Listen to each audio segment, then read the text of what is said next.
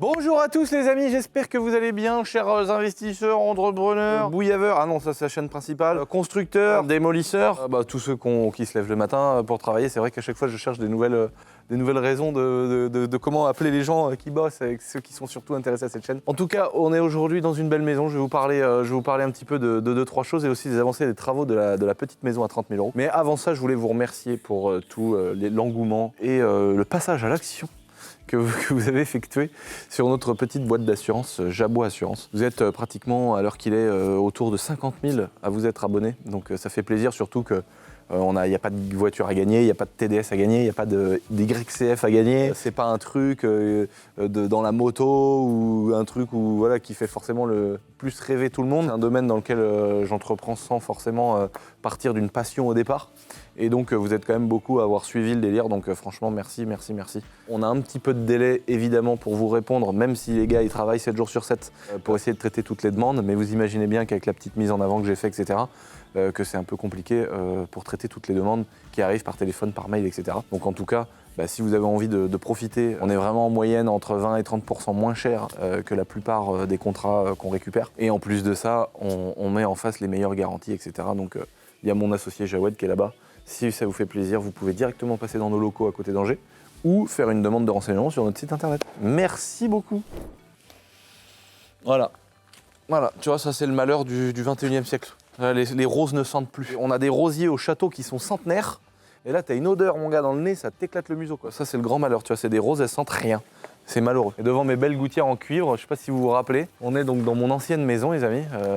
Vous avez connu tant de bazar. Devant le vieil atelier, on a fait tant de vidéos de bricolage et de mécanique. En tout cas, c'était pour vous parler un petit peu des choses qu'on a fait ici. Cette maison-là, au début, j'ai voulu la vendre. Moi, c'est une maison sur laquelle il y avait une belle plus-value, dans le sens où j'ai tout fait moi-même.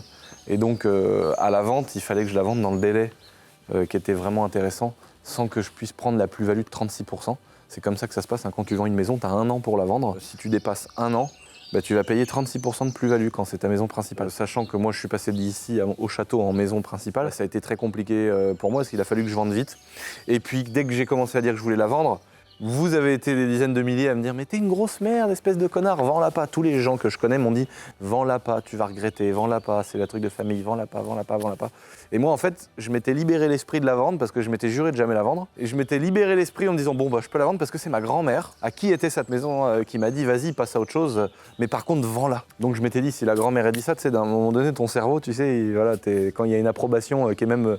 où on insiste presque, t'es un peu en train de te dire bon vas-y, je me pose plus la question. Et puis donc j'ai fait 2-3 essais en la mettant assez cher, hein, autour de 400 000 € pour vous donner des chiffres, parce que sur cette chaîne YouTube, on est là pour tout vous raconter. C'est une maison où j'ai vraiment tout fait. Elle était, toutes les toitures, les gouttières, les extensions, la rénovation, les fenêtres en double vitrage, les crépis, les machins. Là, je suis en train de faire tout ce qui est assainissement. Donc vraiment, on est en train de rendre le truc top. Et donc j'ai bien réfléchi, en fait, j'ai décidé que je ne vendrais pas cette maison, mais que j'allais la mettre en location. Il y a déjà des visites qui ont été faites, plusieurs, etc. Le voisin qui était derrière, lui, il vit sur place en attendant. Ça permet de chauffer la maison, de s'en occuper, etc. Et moi, ça me permet de trouver des gens sérieux tranquillement. Donc en fait, il y avait 2 possibilités sur cette maison que j'ai refait parce que il y avait la partie de mes grands-parents qui était ici et moi, j'habitais dans la partie à l'étage. Il y avait une possibilité, c'est qu'en fait… je loue toute cette partie-là, donc avec l'étage et la partie inférieure, ou alors je loue l'ensemble avec cette maison-là, qui était la partie de ma mère. Vu que j'ai tout refait dedans, tout chauffage, électricité, pareil, assainissement, les salles de bain aménagées, tout le bordel. Et sachant qu'on avait beaucoup de meubles, je peux faire du LMNP, c'est-à-dire du logement meublé. Je me posais plein de questions par rapport au compteur, par rapport à comment faire, etc. J'ai demandé à un agent qui s'occupe de vendre et de louer des maisons. Et il m'a dit, mais tu peux très bien faire 2 locs et faire une cour mitoyenne. Sachant qu'en plus, l'avantage, c'est que derrière cette maison-là, il y a tout un gros terrain qui peut être dédié à ce logement-là. Et derrière cette maison-là, il y a également un gros terrain qui peut être dédié à ce logement-là. Et chacun peut se garer de chaque côté, mais si les gens s'arrangent entre eux, ils peuvent faire des choses ici quand même. Enfin, il y a vraiment chacun qui a pas mal de terrain, etc. Cette maison qui était autour de 400 000 € de vente, on va retomber sur des rentabilités beaucoup moins importantes que celles que je peux avoir sur des logements professionnels. Parce que là, cumulé, on sera autour de 1 500 € cumulé. Donc c'est une maison que je voulais vendre dans les 400 K, c'est un peu cher pour la zone, etc. Mais on est quand même sur une maison qui a 300 mètres tout compris avec les deux, hein. 350 mètres carrés habitables et il y a 6 hectares de terrain. Donc il y a quand même un truc avec une tranquillité, pas de passage. Enfin, c'était le paradis, hein. Moi j'ai acheté un château mais j'étais déjà très bien ici, tu vois ce que je veux dire. Donc c'est un petit bout de paradis qui coûte 400 000 balles quoi. Par contre, en loc, bah tu vois, ça n'a plus rien à voir parce que tu passes à 1500 balles, cumulé à peu près, hein, ça dépend, ça varie en fonction des assurances, des choses comme ça. C'est quand même pas ouf comparé à des bâtiments que j'ai achetés et où je loue, voilà, quand ça m'a coûté 100 000, je loue 1000. Donc j'ai des bâtiments que j'ai achetés 150 000, je les loue 1005. Et j'ai des bâtiments que j'ai achetés 300 000, je les loue à peu près 3 000 euros. Dans ma logique d'investissement, une maison qui coûterait, qui vaut dans les 300 ou 400 000 euros, bah, faudrait que je la loue entre 3 et 4 000. Là, la différence, c'est qu'elle m'a pas coûté ce prix-là, cette maison. C'est le prix que ça se vend aujourd'hui. Moi, tout compris, c'est une maison qui a dû me coûter 200 000. Par rapport au prix qu'elle m'a coûté, on sera pas à 2 000 euros. Vous voyez ce que je veux dire? À 1 000 euros pour les 100 K d'investissement. Sur une maison qui m'a coûté 200 000 balles, bon, bah évidemment, si je la vends, il y a une plus-value qui est au minimum de 200 000 euros. Donc c'est quand même intéressant. Sauf si tu prends les 36% dans les dents. Le logement particulier, c'est quand même différent. Après, tu as une flexibilité qui est, voilà, t'as une plus forte demande. Ça peut être plus du long terme, mais ça veut rien dire, parce que des fois, tu as des boîtes qui vont rester 20 ans aussi dans tes locaux. Donc voilà, je fais un petit peu des deux. C'est vrai que je me suis focalisé dans le bâtiment professionnel, et c'est pour ça que j'ai toujours des rentabilités qui sont super intéressantes, quoi, avec des gros pourcentages comparés à du particulier. Après, il y a des gens qui font du particulier et qui font du volume. Et le gros avantage aussi, c'est que moi, je vais faire un peu de particulier, pour la simple et bonne raison que je vais créer du déficit foncier, ce qui va me permettre de réduire un peu l'imposition sur le revenu. Donc il y a des choses comme ça qui sont intéressantes, mais c'est en fonction de tes revenus aussi, quoi. Si c'est du pur achat pour vraiment de la renta et faire de l'argent, bah moi je suis dans mon délire de bâtiment professionnel. Maintenant, chacun fait ce qu'il veut, hein. Je vais faire un peu de logement comme ça maintenant pour des particuliers, pour pouvoir réduire un petit peu l'imposition sur le revenu, en créant du déficit foncier avec des travaux, avec des lois. Je fais aussi du monument historique, je fais des fondations du patrimoine, etc. sur d'autres biens. Donc il y a plein de choses comme ça qu'il faut connaître, mais c'est tellement compliqué que même moi je m'en mêle les pinceaux. En tout cas, rendez-vous à la petite maison de la mort, les amis. On va aller voir les travaux qui ont avancé, il y en a pas mal qui ont avancé. Et je vais vous parler aussi des coûts, combien ça coûte, combien je me projetais. C'est vrai qu'au départ on parlait de 30 000 avec 70 000 de travaux, est-ce que c'est toujours le cas, etc. Bah, rendez-vous là-bas. Allez, attention là, on ouvre les 13% de rentabilité là. Allez hop là.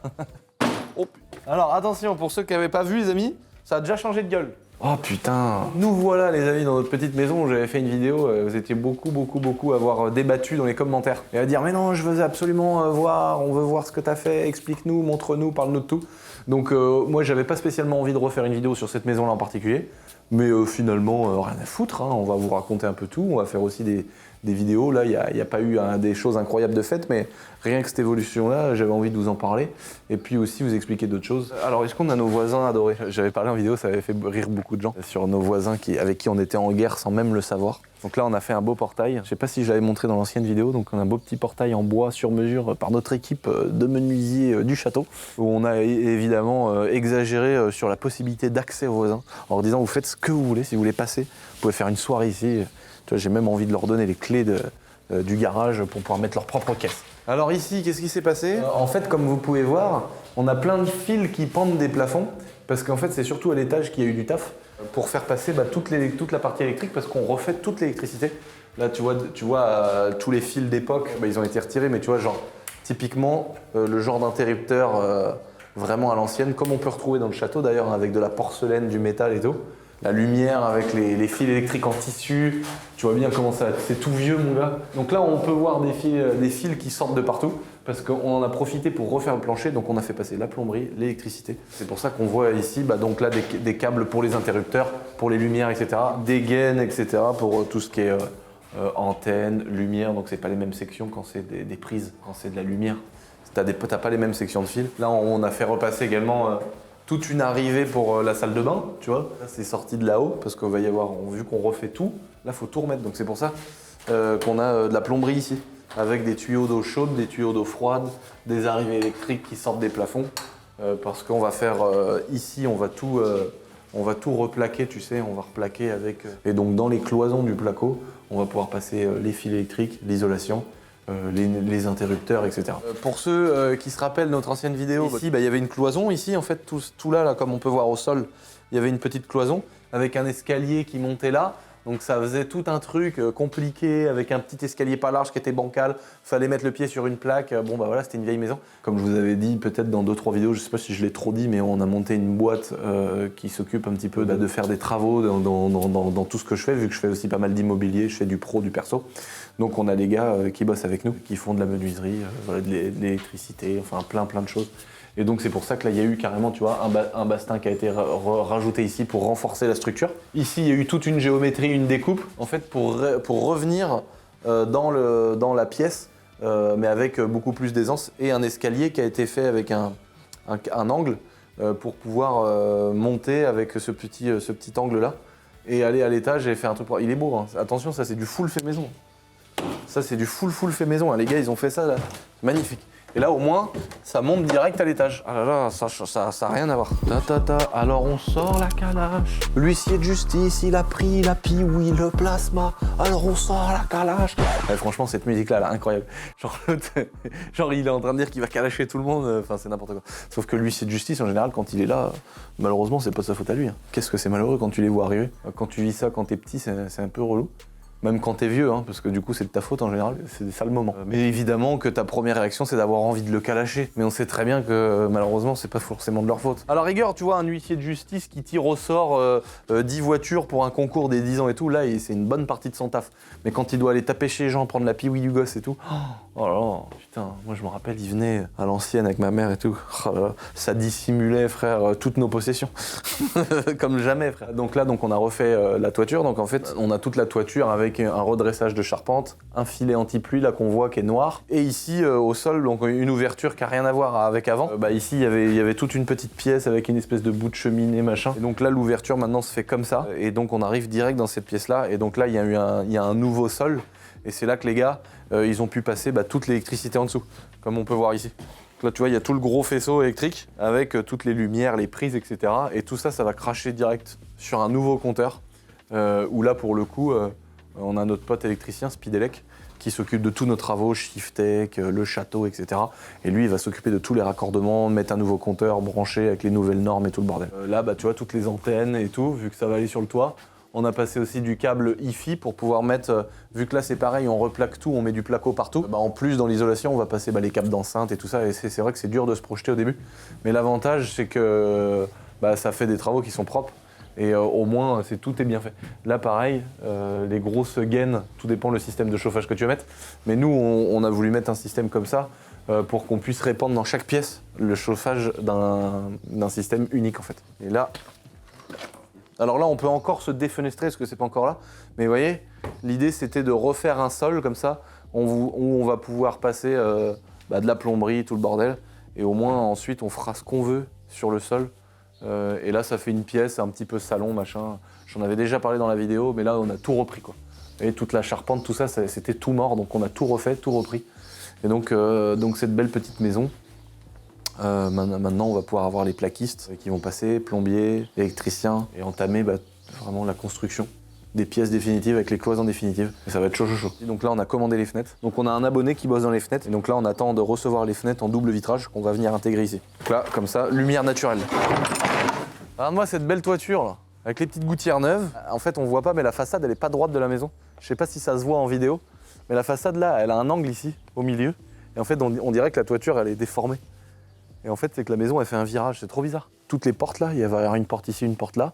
Et là, les grosses fenêtres, là-haut, on met une fenêtre. Et là où il y a une porte aussi ici, ça sera une grosse fenêtre avec peut-être une partie ouvrant, t'as une partie fixe et t'as une partie qui s'ouvre. Là, ici, c'est une cave, donc on n'y touche pas. Et là-haut, la fenêtre aussi, on change. Donc là, t'imagines, gros, niveau isolation, il n'y avait rien du tout là.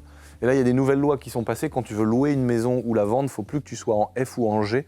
Donc ça, c'est les indices de consommation ou c'est les indices énergétiques des maisons. Si tu loues des maisons ou que tu veux les vendre, il faut que tu sois en dessous de F ou G. Donc ça impose à beaucoup de gens des travaux, des changements de chaudière, de l'isolation, des changements de fenêtres.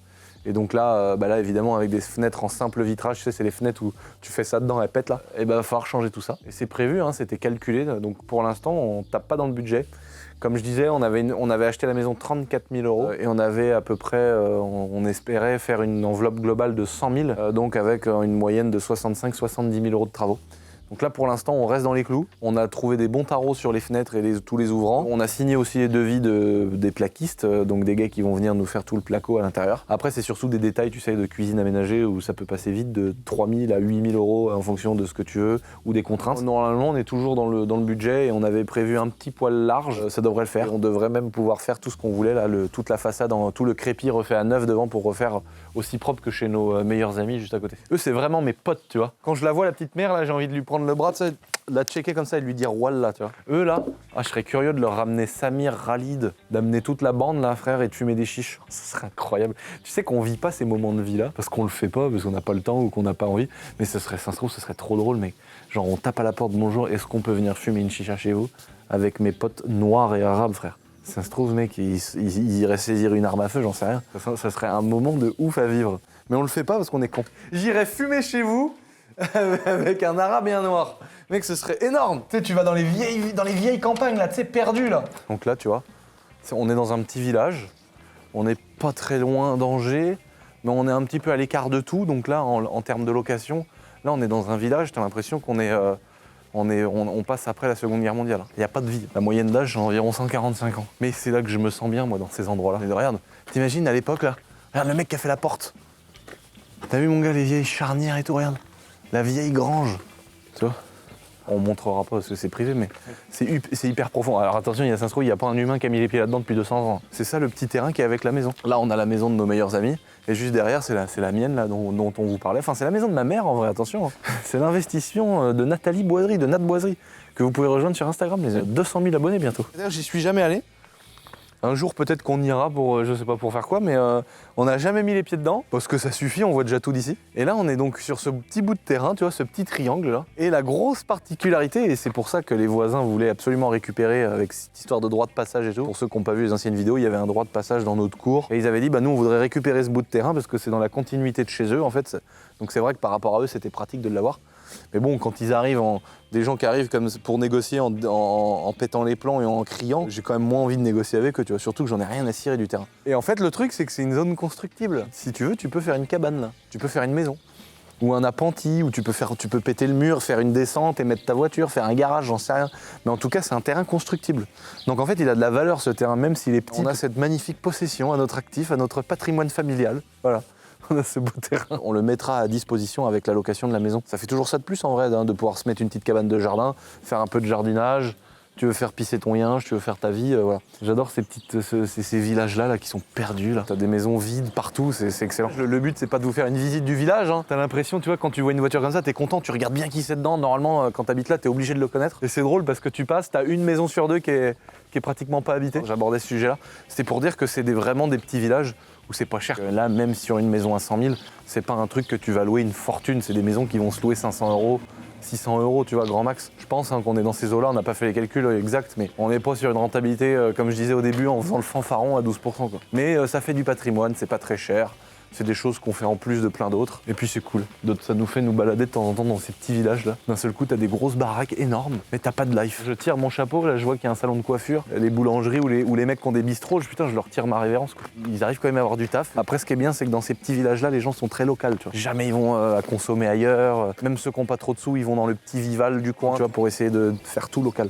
Ça, je trouve ça bien. Hein. Moi, au château, pourtant, je suis pas né dans le village où je suis maintenant au château, et j'essaye de faire venir des artisans du coin, tu vois, pour la plomberie, les rénovations du château, etc. C'est bien d'avoir un petit côté chauvin comme ça.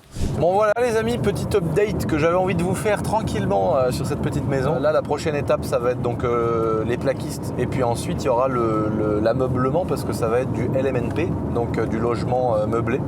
Donc t'as des avantages fiscaux en fait à louer meublé et c'est là-dessus qu'on va partir. Je vous parlerai un peu de la suite des étapes et tout et comment ça fonctionne. Comme convenu hein, jusqu'aux locataires qui habitent à l'intérieur, je vous ferai des petites mises à jour pour vous expliquer de l'achat en très mauvais état au moment où la maison elle est louable. Merci d'avoir regardé cette petite vidéo les amis, n'oubliez pas de vous abonner sur cette petite chaîne YouTube, c'est très important. Road to 300 000 abonnés, oh, attention là pour rouler 300 000 abonnés bientôt, chaud ça cogne, hein. Merci pour tout ce que vous faites, merci pour tous vos bons commentaires et vos retours par rapport à tout ça. Continuez d'investir, continuez d'entreprendre et de vous lever le matin et je vous dis bonne journée, allez topette.